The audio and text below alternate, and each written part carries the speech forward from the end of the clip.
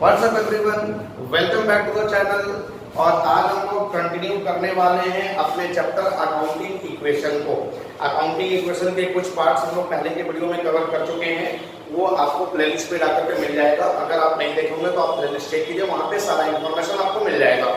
और आज हम लोग स्टार्ट करने वाले हैं अकाउंटिंग इक्वेशन चैप्टर में कुछ बेसिक टर्म। तो जनरली 4 बेसिक टर्म हैं, इसके बारे में हम लोग पहले समझेंगे और फिर देखेंगे कि इसको अकाउंटिंग इक्वेशन के टर्म में कैसे रिप्रेजेंट करा जाता है। तो पहला बेसिक टर्म हमारा क्या है? Outstanding, second prepaid, third accrued और फोर्थ अनएक्रूड और अनअर्न। पहले हम लोग इसका मतलब जानेंगे, उसके बाद फिर अकाउंटिंग इक्वेशन टर्म में इसको कैसे रिप्रेजेंट करा जाता है उसके बारे में सीखेंगे। तो आइए देखते हैं, सबसे पहले हमारा आउटस्टैंडिंग क्या है। तो आउटस्टैंडिंग और प्रीपेड ये दोनों जनरली एक्सपेंस के लिए यूज होते हैं, और एक्रूड अनएक्रूड ये दोनों जनरली इनकम के लिए यूज करा जाता है। तो सबसे पहले हम देखते हैं कि आउटस्टैंडिंग होता क्या है। तो आउटस्टैंडिंग का मतलब आउटस्टैंडिंग एक्सपेंस, और प्रीपेड का मतलब प्रीपेड एक्सपेंस। उसी तरह से एक्रूड का मतलब एक्रूड इनकम, और अनएक्रूड का मतलब अनएक्रूड इनकम। अब आउटस्टैंडिंग एक्सपेंस होता क्या है? Expenses which is due but not paid, यानी वैसा एक्सपेंस जो हमने ड्यू तो कर लिया बट उसका पेमेंट अभी हमने नहीं किया, that is called the outstanding expense. अब फॉर एग्जांपल कि हमने अपना रेंट ड्यू कर लिया बट रेंट का पेमेंट अभी मैंने नहीं किया, तो that is called outstanding expense. Outstanding rent तो वो हमारा आउटस्टैंडिंग एक्सपेंस हो गया। And outstanding expense is liability for the business, क्योंकि हमने रेंट ड्यू कर लिया बट उसका पेमेंट नहीं किया, तो पेमेंट तो मुझे करना पड़ेगा इन फ्यूचर। तो जो भी फ्यूचर में पेमेंट मुझे करना होता है, मेरे बिजनेस को करना होता है, that is called outstanding expense और आल्सो कॉल्ड लायबिलिटी। उसके बाद हमारा प्रीपेड एक्सपेंस क्या है? एक्सपेंसेस पेड इन एडवांस, वैसा एक्सपेंस जो हमने अभी खर्च किया नहीं है बट उसका पेमेंट हमने एडवांस में कर दिया, that is called prepaid expense. अब फॉर एग्जांपल कि रेंट हमारा ड्यू हुआ नहीं था बट हमने रेंट एडवांस में 2 महीने का पे कर दिया, तो 2 महीने का रेंट जो मैंने एडवांस में पे किया, that is called the prepaid rent. और कोई भी प्रीपेड एक्सपेंस बिजनेस के लिए एसेट हो जाते हैं, क्योंकि जो 2 महीने का रेंट हमने एडवांस में पे किया उसका बेनिफिट मुझे मिलेगा इन फ्यूचर। तो इन फ्यूचर किसी भी चीज का बेनिफिट मिलना होता है, that is assets for the business. वो बिजनेस के लिए क्या होता है? एसेट्स होता है। उसी तरह से नेक्स्ट है हमारा एक्रूड इनकम। एक्रूड इनकम का मतलब income earn but not received, यानी जो इनकम हमने अर्न कर ली है बट रिसिप्ट नहीं हुआ है, रिसिप्ट होना बाकी है, that is called accrued income. अब फॉर एग्जांपल कि मैं कहीं सैलरी बेसिस पे जॉब करता हूँ, मैंने किसी मंथ में काम पूरा कर लिया, मेरी इनकम अर्न हो चुकी है, मेरी सैलरी अर्न हो चुकी है, बट वो सैलरी मुझे मिला नहीं, उसके बदले कैश मुझे मिला नहीं, तो that is called accrued income. And next unaccrued income, income received in advance. Simple language में बोले कि income not earn but received in advance is called unaccrued income. अब अनएक्रूड इनकम का मतलब क्या होगा? फॉर एग्जांपल कि मैं सैलरी बेसिस पे कहीं जॉब करता हूं और मुझे किसी मंथ का सैलरी मिला, उसके साथ साथ मैंने नेक्स्ट 2 मंथ्स का सैलरी एडवांस में ले लिया, तो मैं नेक्स्ट 2 मंथ्स अभी काम तो किया नहीं बट उसका सैलरी मुझे एडवांस में मिल गया, दैट इज कॉल्ड अनएक्रूड और अनअर्न्ड इनकम। और कोई भी अर्न इनकम जो होता है ये बिजनेस के लिए लायबिलिटी होता है, क्योंकि इन फ्यूचर ये पैसा मुझे मिलेगा, मैं इसके बदले काम कर चुका हूं तो इन फ्यूचर मुझे मिलने वाला है। तो जो भी इन फ्यूचर मिलने वाला होता है that is asset for the business. तो ये आउटस्टैंडिंग एक्सपेंस क्या होता है? बिजनेस के लिए लायबिलिटी, क्योंकि इन फ्यूचर मुझे पे करना होता है, मेरा रिस्पांसिबिलिटी है। प्रीपेड एक्सपेंस ये एसेट्स होता है, क्योंकि मैं एडवांस में पे कर चुका हूं, जिसका बेनिफिट मुझे फ्यूचर में मिलने वाला है। Next accrued income, it is asset for the business, क्योंकि मैंने काम कर लिया, मेरी इनकम हो चुकी थी बट रिसिप्ट नहीं हुई, तो इन फ्यूचर वो रिसिप्ट होगी, तो दैट इज कॉल्ड एसेट। और अनएक्रूड इनकम, मैंने काम किया नहीं, मेरी इनकम हुई नहीं थी बट हमने एडवांस में रिसिप्ट कर लिया, दैट इज कॉल्ड लायबिलिटी, क्योंकि मेरा रिस्पांसिबिलिटी आता है कि मैंने एडवांस में पेमेंट दिया है तो मुझे उसके बदले काम भी करना पड़ेगा। तो ये हो गया हमारा अनएक्रूड और अनअर्न्ड इनकम। तो ये 4 इनकम था, 2 एक्सपेंसेस और 2 इनकम थे। एक्सपेंसेस के लिए हम लोग आउटस्टैंडिंग और प्रीपेड वर्ड यूज करते हैं, इनकम के लिए एक्रूड और अनएक्रूड वर्ड यूज किया जाता है। अब हम लोग देखेंगे कि इन चारों टर्म को अकाउंटिंग इक्वेशन के फॉर्म में कैसे रिप्रेजेंट करा जाता है। तो यहाँ पे मैं कुछ एग्जांपल लेता हूँ, उस एग्जांपल की हेल्प से मैं इसको चेक करूंगा कि अकाउंटिंग इक्वेशन के टर्म में ये कैसे रिप्रेजेंट होगा। आइए कुछ एग्जांपल लेते हैं। एग्जांपल यहाँ पर लिखा हुआ है, started business with cash rupees 5 lakh. 5 lakh rupees से हमने बिजनेस स्टार्ट किया। Rent of the month 3000, rent paid rupees 32000। उसके बाद rent of the month 3000, rent paid 42000।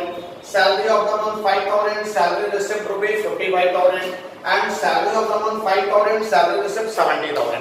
ये कुछ एग्जांपल्स हैं इन चारों टर्म से रिलेटेड और मैं इसे अकाउंटिंग इक्वेशन के फॉर्म में रिप्रेजेंट करूंगा। कैसे रिप्रेजेंट होगा ये चेक करते हैं। इसके लिए एक अकाउंटिंग इक्वेशन का फ्रेम क्रिएट करना पड़ेगा। तो अकाउंटिंग इक्वेशन का ये जनरली सिंपल सा फ्रेम होता है जिसमें वही same formula assets is equal to liability plus capital. Assets is equal to liability plus capital, ये हमारा है। अब सबसे पहला transaction, started business with cash rupees 5 lakh. 5 lakh rupees से हमने बिजनेस स्टार्ट किया, तो हमारे बिजनेस का कैश 5 लाख रुपीज से बढ़ेगा, कैपिटल भी 5 लाख रुपीज से बढ़ेगा। तो एसेट साइड में मैं 5 लाख रुपीज से कैश को बढ़ा लूंगा और लायबिलिटी साइड में कैपिटल को भी मैं 5 लाख रुपीज से बढ़ा लूंगा, यानी दोनों हमारा इंक्रीज हो गया। और एक स्टैंडर्ड इक्वेशन मुझे क्या मिला, LHS 5 lakh and RHS 5 lakh, दोनों साइड हमारा 5 लाख आ गया। अब उसके बाद नेक्स्ट हमारा ट्रांजैक्शन क्या है, rent of the month 3000, rent paid rupees 32000। अब एक चीज पे आप ध्यान दोगे कि जो भी यहाँ पे रेंट होगा या जो भी सैलरी होगा ये एक इनकम है या फिर एक्सपेंस है।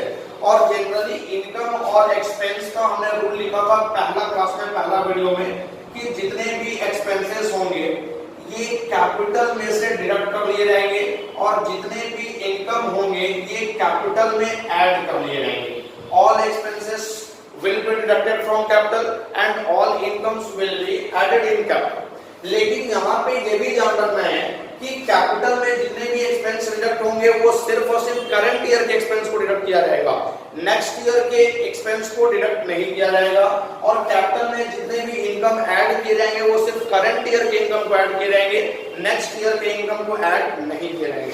यानी जो भी कैपिटल पर इंपैक्ट आएगा एक्सपेंसेस और इनकम का वो सिर्फ करंट ईयर का एक्सपेंसेस और इनकम उसमें एडजस्ट होगा, प्रीवियस ईयर और नेक्स्ट ईयर का कोई भी एक्सपेंसेस और इनकम कैपिटल में एडजस्ट नहीं होगा। अब यहाँ पे क्या बोल रहा है, rent of the month 3000, rent paid 32000। अब रेंट हमारा था मंथ का 3000, तो टोटल रेंट हमें कितना पे करना था, 3000 into 12 यानी 36000। ओवरऑल 36000 का रेंट हमें पे करना था करंट ईयर में, बट हमने रेंट कितना पे किया, 32000। रेंट पे किया हमने 32000। अब 36000 मुझे पे करना था और सिर्फ 32000 हमने पे किया, यानी 4000 का रेंट मेरा बाकी है, ड्यू है, जिसको मैं बोलूंगा आउटस्टैंडिंग रेंट। तो यहाँ पे 4000 का रेंट जो ड्यू है ये करंट ईयर का ही रेंट है, बट मैंने करंट ईयर में पे नहीं किया, करंट ईयर में टोटल मैंने 32000 पे किया। तो 32000 जो पे किया उससे मेरा कैश जो है ये रिड्यूस करेगा 32000। उसके बाद कैपिटल मेरा जो रिड्यूस करेगा वो पूरा 36000 से, क्योंकि करंट ईयर का एक्चुअल रेंट तो 36000 था, एक्चुअल एक्सपेंस तो 36000 था, तो मैं 36000 यहां से रिड्यूस कर दूंगा। लेकिन ये जो 4000 हमारा आउटस्टैंडिंग रेंट आ रहा है ये हमारे लिए तो लायबिलिटी हो गया, क्योंकि मुझे पे करना होगा, नेक्स्ट ईयर इन फ्यूचर मुझे पे करना पड़ेगा, दैट इज लायबिलिटी। तो मैं लायबिलिटी साइड में एक और लायबिलिटी बढ़ा दूंगा, आउटस्टैंडिंग रेंट। अब आउटस्टैंडिंग रेंट मेरा यहाँ 4000 से इंक्रीज कर जाएगा। अब उसके बाद मैं चेक करूंगा जो मेरा इक्वेशन आएगा 5 लाख माइनस 32000 यानी 4,68,000 का कैश, आउटस्टैंडिंग रेंट मेरा आ जाएगा 4000 और कैपिटल मेरा 4,64,000। ये हमारा न्यू इक्वेशन मिल गया। अब उसके बाद नेक्स्ट जो हमारा ट्रांजैक्शन है, rent of the month 3000 and rent paid 42000, यानी रेंट जो आपका था मंथ का वो 3000 था पर मंथ, तो एक साल यानी 12 मंथ से मुझे पे कितना करना था 36000, बट मैंने रेंट पे कितना किया 42000, यानी करंट ईयर का टोटल रेंट मुझे पे करना था 36000, बट पे कर दिया 42000, यानी 6000 मैंने एक्स्ट्रा पे कर दिया, जिसे मैं बोलूंगा प्रीपेड रेंट। क्योंकि करंट ईयर का रेंट तो मुझे 36 पे करना था और मैंने करंट ईयर में टोटल 42 पे किया, यानी 6000 जो है मैं नेक्स्ट ईयर के लिए मैंने पे किया। तो नेक्स्ट ईयर के लिए जो मैं पे करूंगा उसको मैं प्रीपेड रेंट बोलूंगा। और ये क्या है हमारे बिजनेस के लिए एसेट्स है, क्योंकि इसका बेनिफिट मुझे फ्यूचर में इन नेक्स्ट ईयर मिलने वाला है। तो अब यहाँ पे टोटल रेंट पे किया मैंने 42000, तो मेरा कैश तो 42000 से घटेगा, उसके साथ साथ ये मेरा रेंट एक्सपेंस है और कैपिटल भी घटेगा। Expense will be deducted from capital, but capital में सिर्फ करंट ईयर के एक्सपेंस को डिडक्ट किया जाएगा। तो करंट ईयर का एक्चुअल एक्सपेंस कितना था 36000, मैं पे किया 42000, बट 42000 करंट ईयर का रेंट था नहीं, करंट ईयर का रेंट एक्चुअल में था 36000। तो मैं यहां से 36000 को ही माइनस करूंगा और उसके बाद 6000 जो एक्स्ट्रा मैंने पे कर दिया जिसे मैं प्रीपेड रेंट बोल रहा हूं, ये हमारे लिए एसेट हो जाएगा। तो एसेट साइड में हमारा एक हेड और बढ़ जाएगा प्रीपेड रेंट, और ये प्रीपेड रेंट जो है यहाँ पे मेरा इंक्रीज करेगा 6000 रुपए से। अब उसके बाद मैं चेक करूंगा मेरा क्या बच रहा है कैश, तो 468 माइनस 42 यानी 426 ये मेरे पास कैश बचा। 6000 रुपीज का प्रीपेड रेंट आ गया, उसके बाद 4000 का आउटस्टैंडिंग रेंट और कैपिटल मेरे पास बच जाएगा 4 लाख 4 और यानी 28000, 4,28,000 का। ये हो गया नया इक्वेशन। अब उसके बाद next salary of the month 5000, salary receipt 55000, यानी पर मंथ मुझे सैलरी कितना मिलता है 5000। तो 5000 into 12 यानी ओवरऑल सैलरी 1 ईयर का 60000 रिसिप्ट होना चाहिए, बट हमने सैलरी रिसिप्ट कितना किया ओनली 50000, सैलरी रिसिप्ट ओनली 55000। तो सैलरी मुझे मिलना चाहिए था 60000, मैंने काम कर लिया है, सैलरी मेरा अर्न हो गया 60000, बट मैंने रिसिप्ट कितना किया 50000। कितना मैं रिसिप्ट नहीं कर पाया 5000। तो 5000 सैलरी जो मुझे रिसिप्ट नहीं हुआ that is called the accrued salary, यानी ये मैंने काम कर लिया, मुझे सैलरी मिल जाना चाहिए था, मेरी इनकम हो चुकी है सैलरी के फॉर्म में, बट उसमें से टोटल 5000 का सैलरी अभी रिसिप्ट नहीं हुआ, तो that is called accrued salary. अब ये एक्रूड सैलरी क्या है, एक एसेट हो जाता है, क्योंकि इन फ्यूचर ये मुझे मिलने वाला है, इन फ्यूचर जो भी मिलने वाला होता है दैट इज एसेट।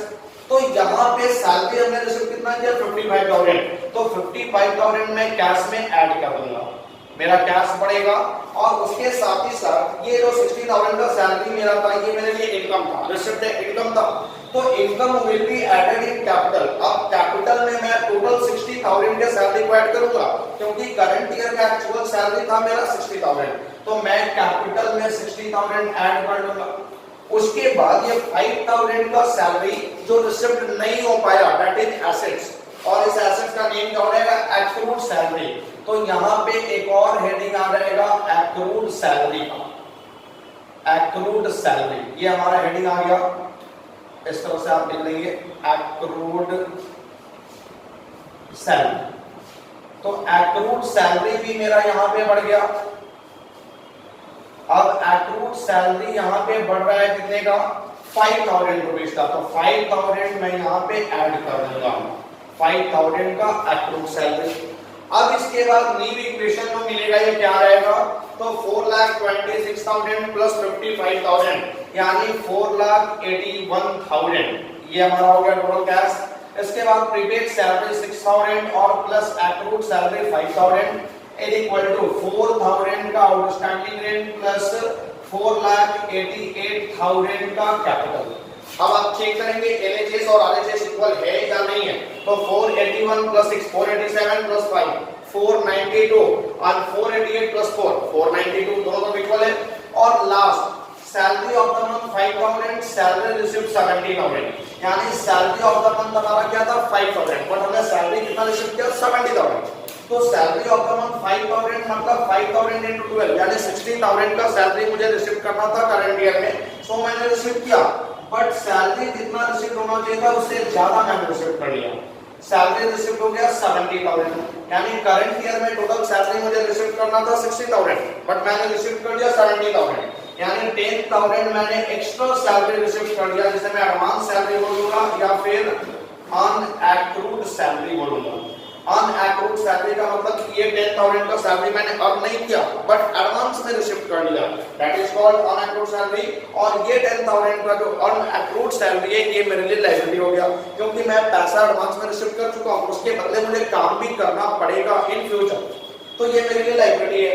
अब यहाँ पे मैं दिखाऊंगा कि टोटल 70,000 कैश मैंने रिसीव किया सैलरी के बदले, तो 70,000 में कैश में ऐड करूंगा, लेकिन कैपिटल में टोटल 70,000 में ऐड नहीं करूंगा, क्योंकि 70,000 में टोटल 60,000 जो था वही मेरे करंट ईयर का सैलरी था, तो करंट ईयर का जो भी इनकम और एक्सपेंस होता है वो कैपिटल में ऐड और लेस होता है। तो करंट ईयर का एक्चुअल सैलरी था 60,000, तो मैं कैपिटल में सिर्फ 60,000 को ही ऐड करूंगा, और 10,000 जो मैंने एक्स्ट्रा रिसीव कर लिया दैट इज कॉल्ड अनअक्रूड सैलरी, ये 10,000 का अनअक्रूड सैलरी मेरे लिए लायबिलिटी हो जाएगा। तो मैं लायबिलिटी साइड में एक और हेडिंग बढ़ा लूंगा, अनअक्रूड या अनअर्न्ड सैलरी, अनअर्न्ड सैलरी। तो ये अनअर्न्ड सैलरी यानी लायबिलिटी भी मेरा 10,000 से इंक्रीज कर रहा है, तो मैं 10,000 यहां में प्लस कर दूंगा। अब उसके बाद फाइनल इक्वेशन क्या मिला, तो 5,51,000 का कैश, 6,000 का प्रीपेड रेंट, 5,000 का एक्रूड सैलरी, और लायबिलिटी साइड में 10,000 का अनएक्रूड सैलरी प्लस 4,000 रुपीज का आउटस्टैंडिंग रेंट, और कैपिटल हो जाएगा 5,48,000। अब मैं चेक करूंगा ये फाइनल इक्वेशन जो है वो मेरा LHS और RHS इक्वल है या नहीं है। तो 551 प्लस 6 557 प्लस 5 562, 5,62,000, और इधर भी मेरा आ रहा है 10 प्लस 4 14 और 5,48,000, तो 548 प्लस 14 5,62,000। तो ये हमारा LHS और RHS दोनों साइड इक्वल हो गया। तो इस तरह से इन चारों टर्म को अकाउंटिंग इक्वेशन के फॉर्म में रिकॉर्ड करना है। तो ये हमारे कुछ इंपॉर्टेंट बेसिक टर्म थे जिनके बारे में आपको जानना था कि उनको अकाउंटिंग इक्वेशन के टर्म में कैसे रिप्रेजेंट किया जाएगा। तो आई होप कि आपको अच्छे से समझ में आया होगा। इसके बाद नेक्स्ट वीडियो में हम लोग इसके आगे के पार्ट की बात करेंगे, आगे के पार्ट के बारे में सीखेंगे। तब तक आप इसका नोट्स बनाइए और आप इसको पढ़ते रहिए।